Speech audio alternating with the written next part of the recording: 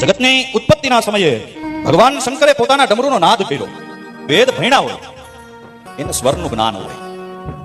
કયો અક્ષર આવે ત્યારે હાથને ઊંચો લઈ જાવો, કયો અક્ષર આવે ત્યારે હાથને નીચો લઈ જાવો, કયો અક્ષર આવે ત્યારે છેલ્લી આંગળીને ખોલવી, કયો અક્ષર આવે ત્યારે અંગૂઠાને ખોલવો. આ મંત્રના સ્વર બતાવ્યા, જેને સંસ્કૃતનું વ્યાકરણ કહેવાય. એ સંસ્કૃત વ્યાકરણના 14 સૂત્ર છે. એ 14 સૂત્ર જો આવડી જાય ને તો સંસ્કૃતનું વ્યાકરણ માણસ શીખી હવે. એ 14 સૂત્ર શંકર ભગવાનના ડમરૂમાંથી નીકળ્યા. વ્યાકરણના 14 સૂત્ર શિવજીના ડમરૂમાંથી નીકળ્યા. ડમરૂનો નાદ કર્યો ભગવાન શંકરે, અને એમાંથી ઇતિ મહેશ્વર સૂત્રાણી અય ઉણ રૂલરુક એવંગ એવો ચ હય વરત લણ જમગણનમ છભ્ભઈ કટતસ જવગડતસ ફક ચટ ત ચટ તૌ કપઈ સસસર અને હલ. આ 14 સૂત્ર જેને આવડી જાય ને એને સંસ્કૃતનું વ્યાકરણ આવડે. સંસ્કૃતના આ મૂળ સૂત્ર ભગવાન શિવના ડમરૂમાંથી નીકળ્યા. એ ડમરૂનો નાદ કેવો છે?